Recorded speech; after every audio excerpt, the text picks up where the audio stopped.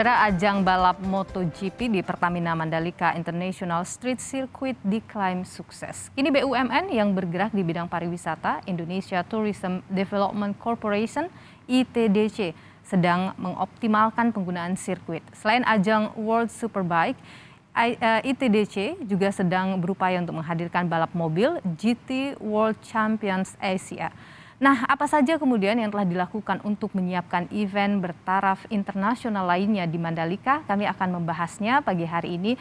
Sudah hadir secara daring, Saudara, di Sapa Indonesia akhir pekan ada Direktur Utama Indonesia Tourism Development Corporation (ITDC) Abdul Bar M. Mansur. Dan juga ada pengamat otomotif sekaligus juga adalah Koordinator Marsal di Mandalika M. Wahab. Selamat pagi Pak Abdul Bar, Pak Wahab. Selamat pagi. Selamat pagi. Ya, dengan Niluh di studio, Pak, pagi hari ini mudah-mudahan selalu sehat ya. Saya ingin ke Pak Abdul Bar dulu. Setelah kemudian kemarin banyak yang menyatakan bahwa sukses begitu gelaran MotoGP-nya. Apa yang menjadi evaluasi, menjadi catatan? Tentu kita berharap ke depannya lebih baik lagi. Terima kasih. Pertama-tama sebagai dan juga penyelenggara, kami mengucapkan terima kasih yang sebesar para stakeholders kami dari Kementerian BUMN, Kementerian Pariwisata dan Ekonomi Kreatif dan juga induk kami dari PT Aviasi atas dukungannya dan juga dari dukungan sehingga penyelenggaraan 2022 dapat berjalan dengan sukses.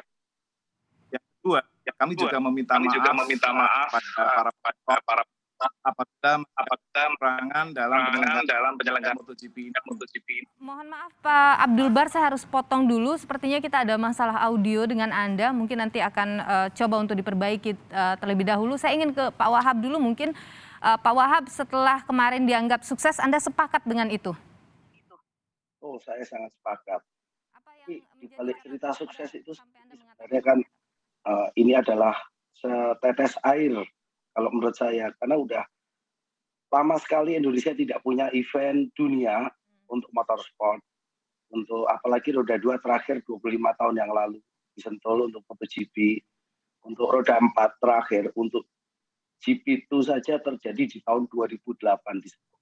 Sudah lama sekali, kita rindu sekali. Makanya saya dari sisi motorsport sangat-sangat seperti minum air di Gurun Sahara ini, sangat melegakan sekali dan sangat membanggakan sekali, Mbak. Kira-kira begitu. Iya, tentu kita semua bangga ya karena akhirnya kita bisa kembali menyelenggarakan event bertaraf internasional ini. Tapi adakah catatan yang kemudian Anda punya setelah gelaran kemarin? Oke, baik. Pak Berry mohon izin, kebetulan saya kemarin juga membantu Pak Berry sebagai koordinator Marsal, tapi hari ini saya sebagai pengamat. Nah, catatan tentu saja ada, catatan pasti ada, tetapi paling enggak kesuksesan gelaran atau yang kita lihat di depan mata semuanya itu sudah pasti dicapai. Catatan-catatan itu saya rasakan secara internal memang ada, tapi kan kita harus tahu. Pak Wahab? Misalkan begini, kita wajib tahu bahwa sebenarnya sirkuit ini kan selesainya semua fasilitas itu baru 2024. Artinya masih ada fasilitas yang belum selesai. Tentu saja perbaikan pasti akan segera dilakukan, dan terutama fasilitas penunjang. Kalau di dalam sirkuit atau gelaran balapan sendiri kan hampir dikatakan sedikit sekali catatannya, hanya penyempurnaan di 1-2. Jadi apa sih sebenarnya yang membedakan antara satu sirkuit dengan sirkuit yang lain? Kebetulan yang pernah saya rasakan berkeliling di sirkuit di seluruh dunia, bedanya adalah kenyamanan penonton. Nah, kenyamanan penonton itu tentu saja akan mendapat perhatian. Di satu sirkuit yang sudah menyelenggarakan 15 sampai 20 tahun saja masih ada penyempurnaan. Kita contohkan Grand Prix Singapura, kebetulan dari tahun 2008 sampai 2017, 10 tahun berturut-turut saya mengikuti dan hadir. Sampai tahun ke-10 saja, Mbak, masih ada penyempurnaan, Mbak. Jadi penyempurnaan itu untuk kenyamanan penonton dan untuk gelaran itu pasti akan terus continuous improvement itu pasti akan ada, Mbak. Kira-kira begitu, Mbak, pengalaman. Kemarin untuk penonton kurang nyaman, Pak Wahab? sebenarnya untuk nonton balapannya semuanya udah menyatakan nyaman Ya. dari data yang saya. Cuman mungkin tadi seperti Pak Abdul Bar atau Pak Beri ceritakan mengenai shuttle bus yang nunggu lama, kemudian ada jalan provinsi yang mungkin belum selesai sampai di situ, itu kan pasti akan mengurangi kenyamanan. Tapi minimum requirement pasti mereka udah dapatkan. Oke. Dan kalau misalnya dari catatan-catatan Anda ini, itu artinya sebenarnya sirkuit Mandalika ini juga siap untuk menyelenggarakan event balapan lainnya di tahun-tahun mendatang ini? Atau mungkin bahkan terdekat? Sudah pasti. Kemarin kan Pak Beri tadi cerita sudah ada inspeksi dari FIA. Inspeksi itu tidak hanya sirkuit, mobil juga diinspeksi semua. Kalau dari FIA menginspeksi, inspeksi itu tidak hanya mobil, racetrack, fasilitas segala macam diinspeksi. Apa tujuan inspeksi? Untuk mendapatkan homologasi. Kita ini kan sudah mendapatkan homologasi grade A dari FIM. Kebetulan organisasi roda 2 dunia itu namanya FIM, organisasi roda 4 dunia itu untuk motorsport adalah FIA. Mereka punya kepanjangan tangan yaitu IMI. Dua-duanya ada di IMI kepanjangan tangannya. IMI mendampingi FIA untuk melakukan inspeksi untuk mendapatkan homologasi. Nggak usah bicara F1 terlebih dahulu, tetapi bisakah apa kegiatan balapan roda 4 terselenggara di situ, itu mungkin merupakan target terdekat ya. Karena untuk menyelenggarakan F1, saya pernah punya catatan dan saya pernah hitung. Memang cukup mahal dan equipment yang harus disiapkan tidak seperti roda 2. Ada sedikit berbeda. Tetapi bagaimana upaya teman-teman dari TDC maupun MGPA untuk mendapatkan homologasi dari FIA sehingga balapan roda 4 itu bisa terlaksana, itu sangat penting menurut saya. Supaya Mandalika ini menjadi destinasi wisata yang terintegrasi, karena menurut saya cukup luar biasa keindahan alamnya, kemudian apa yang dipunyai, ada 16 km bibir pantai, kemudian ada 4 upacara adat yang ada di sana, pemandangan yang cukup luar biasa, semua ada di sana. Jadi ini merupakan bisnis yang terintegrasi, bisa didapatkan di sini, sport tourism dan lain sebagainya. Baik, saya coba sekarang ke Pak Abdul Bar lagi. Pak Abdul Bar masih bersama dengan kami? Ya Mbak. Oke, Maaf, tadi ada masalah audionya teknis. sudah baik, audionya sudah aman. Jadi Pak Abdul Bar, apa yang menjadi evaluasi ke depannya dari setelah penyelenggaraan kemarin? Baik, saya lanjutkan yang tadi sudah saya mulai. Yang pertama adalah kami berterima kasih kepada seluruh stakeholders yang sudah mendukung kami, seluruh penonton. Dan kami minta maaf sebesar-besarnya kepada para penonton yang sempat mengalami ketidaknyamanan setelah perhelatan MotoGP 2022 di Mandalika. Kami sangat memahami dengan kekecewaan setelah tontonan yang seru ya di tengah-tengah hujan dan setelah hujan, para penonton terpaksa harus jalan cukup jauh. Dan dari evaluasi tersebut memang sudah menjadi bahan dari ratas, dari rapat terbatas presiden, dan kami akan melakukan beberapa evaluasi dan sudah ada beberapa langkah yang kami siapkan.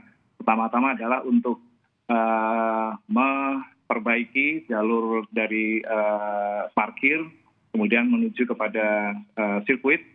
Jadi nanti kami akan perbaiki beberapa tempat parkir yang menjadi lokasi yang lebih dekat, sehingga penonton ke depan bisa menuju ke sirkuit dengan dekat dan nyaman. Ya. Yang kedua, kami juga akan menambah kapasitas dari sirkuit itu sendiri, karena ini adalah perhelatan pertama setelah 25 tahun, kami baru bisa menyajikan 63.000 seat pada waktu perhelatan kemarin. Nah, ke depan melihat animo di mana hari terakhir habis dan banyak sekali yang tidak kebagian tiket, kami akan membangun fasilitas grandstand tambahan dan juga beberapa fasilitas GA atau General Admission, yaitu penonton yang berdiri di sekitar bukit-bukit, sehingga ke depan kami targetkan bisa menampung lebih banyak lagi sampai 100.000.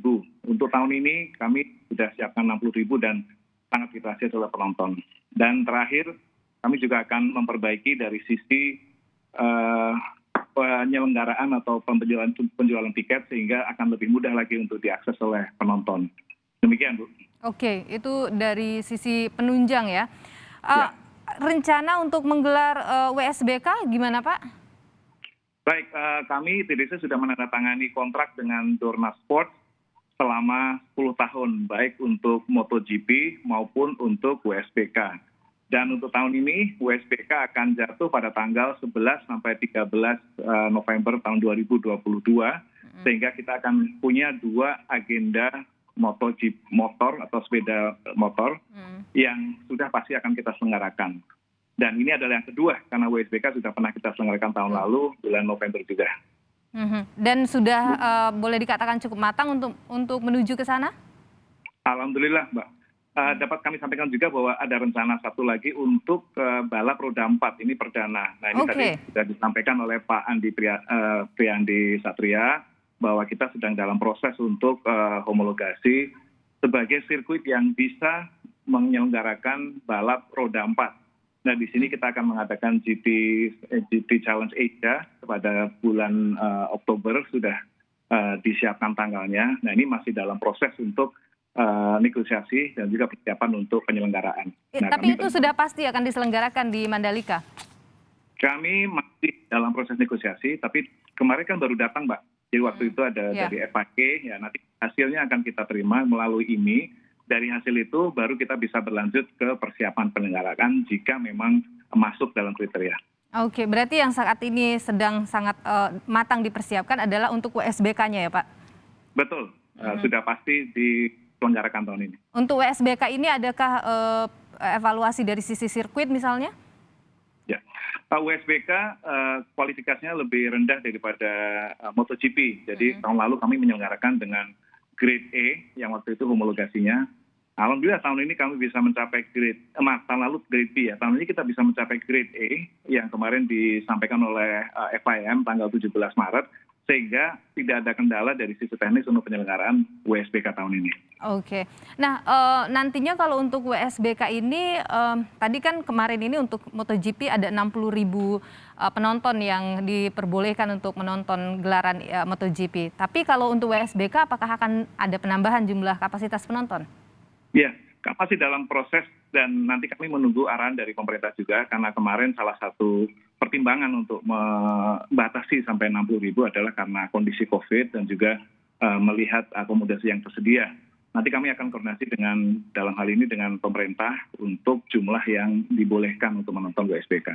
Oke, nah kalau misalnya kita bicara dari sisi penunjang ya Pak, tidak hanya dari sirkuit saja, tentu ada koordinasi karena misalnya seperti dalam gelaran MotoGP kemarin, fasilitas penunjang seperti perhotelan dan lain sebagainya itu kan juga diperbincangkan. Apakah kemudian Anda akan melakukan komunikasi juga terkait dengan fasilitas penunjang seperti itu untuk penonton yang datang? Baik, kami bertanggung jawab kepada sisi penyelenggaraan di dalam sirkuit.